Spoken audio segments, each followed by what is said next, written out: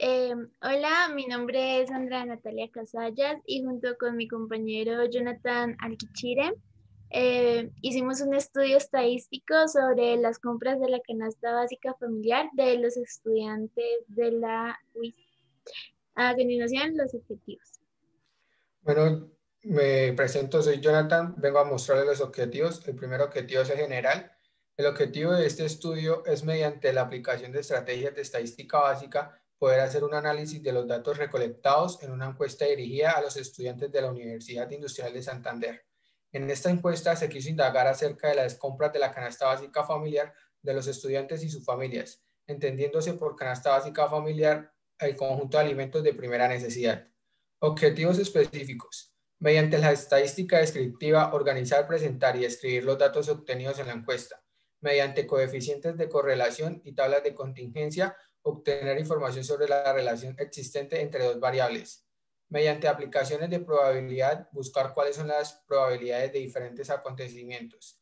Mediante pruebas de hipótesis estadísticas, evaluar afirmaciones mutuamente excluyentes para determinar qué afirmación es mejor admitida por los datos de la encuesta. Mediante pruebas de normalidad, determinar si las variables continuas tienen una distribución normal o no.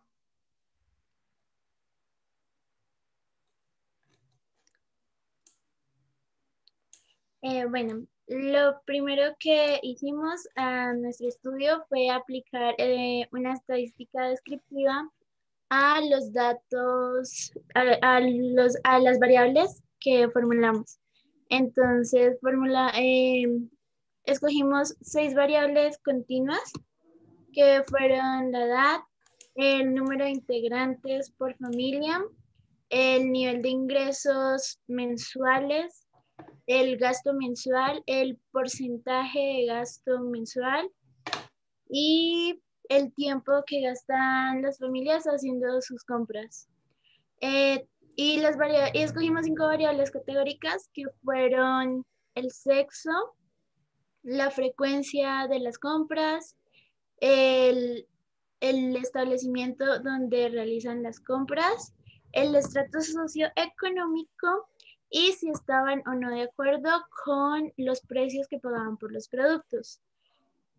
Bueno, mediante la aplicación de estadística descriptiva, podemos concluir que los datos presentaban bastante normalidad y que no había presencia de datos atípicos, pero sí hubo algo de dispersión en los datos, sobre todo en las variables de ingreso mensual y gasto mensual, porque tenían valores bastante grandes y porque al realizar el estudio en una universidad pública, pues se presenta bastante variedad en los ingresos y en los gastos. Ya. Bueno, la anterior. Bueno, luego de aplicar la estadística descriptiva, hicimos una relación entre algunas variables. Entre variables categóricas, para estas hicimos tablas de contingencia y observamos que estas variables fueron bastante independientes, ya que dependían de los gustos y preferencias de las personas y, bueno, y o familias. Por tanto, no se afectaban mucho la una a la otra. Cuando cruzamos variables continuas y categóricas mediante coeficientes de correlación, pudimos ver que algunas variables continuas afectaban a variables categóricas. Por ejemplo, el nivel de ingresos que afecta al estrato y por tanto el estrato depende del nivel de ingresos. Pero el estrato no afectó el gasto, lo que quiere decir que pues pudimos comprobar mediante este estudio la teoría macroeconómica que pues afirma que aunque las personas reciban más ingresos, no siempre van a tender a gastar de igual manera.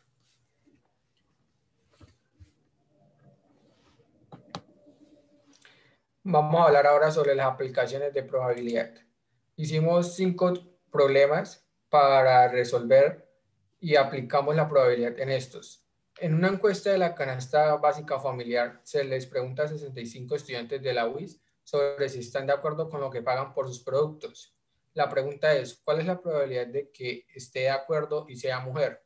Sabemos que de estos 65 estudiantes, 30 son mujeres y que 21 de estos 30 mujeres están de acuerdo. Entonces acá aplicamos la teoría de Bayes y esto nos viene a dar 0,5833. Entonces sabemos que la probabilidad que esté de acuerdo y sea mujer es de 0,5833. La siguiente pregunta dice, ¿cuál es la probabilidad que no esté de acuerdo y sea hombre?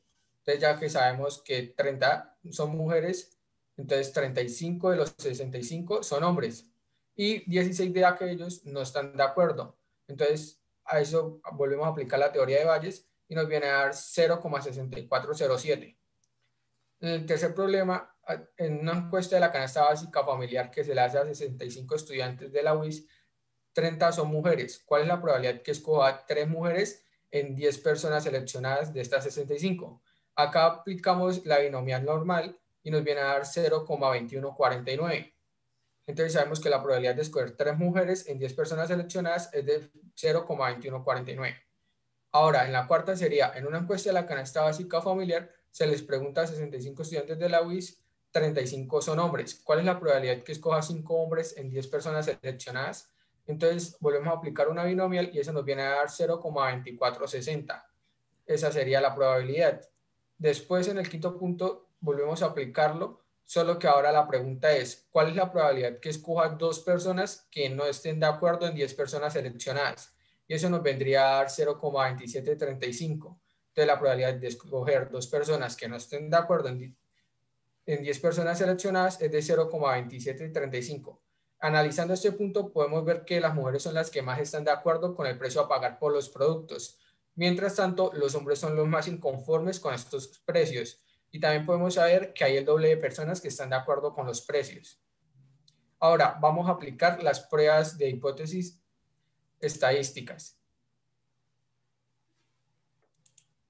En una encuesta, acá hicimos 3 problemas, entonces sería, en una encuesta cogemos una muestra de 65 estudiantes y encontramos que el promedio de su edad es de 19,9, con una desviación estándar de 0,5 años.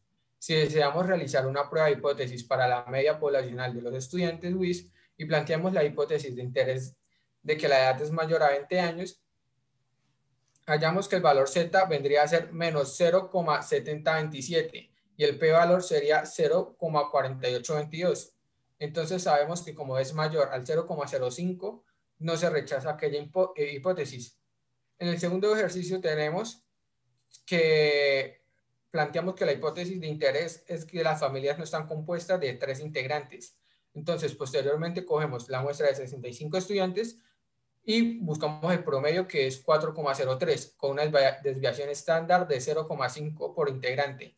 Sabemos que el z-valor es 0,7238 y el p-valor es 1,53. Al ser mayor que el 0,05, sabemos que no se rechaza esta hipótesis. Y en el tercer planteamiento, que sabemos que la hipótesis es de interés de que sus estratos es 3, posteriormente cogemos la muestra de los mismos 65 estudiantes y encontramos que el promedio de su estrato es de 2,5 con una desviación estándar de 0,7. Sabemos que el valor Z nos daría menos 0,0394 y el p-valor es 0,0789. Al ser mayor también no se rechaza esta hipótesis. Analizando el punto, con el planteamiento que hicimos de las 3 hipótesis, podemos resolver y ver que ninguna de estas hipótesis fue rechazada, debido a que era mayor que el 0,05. Entonces, mediante la aplicación de hipótesis, pudimos determinar que no se rechazaron ninguna de las hipótesis expuestas por nosotros y podemos observar que los estudiantes encuestados están entre los 20 años de edad, su núcleo familiar está compuesto por 4 personas y están entre estrato 1, estrato 2 y 3.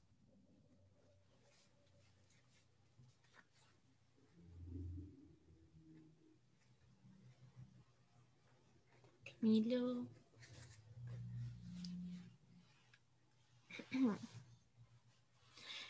Bueno, finalmente para terminar nuestro estudio, aplicamos 3 pruebas de normalidad a 3 de nuestras variables continuas Y mediante esta aplicación pudimos ver que las variables continuas que manejamos presentaron datos con distribución bastante normal, lo cual es bueno para el estudio porque nos permitió trabajar con datos normales y no atípicos, lo que nos hizo pues tener resultados más veraces y concretos. Y ya eso es todo. Gracias.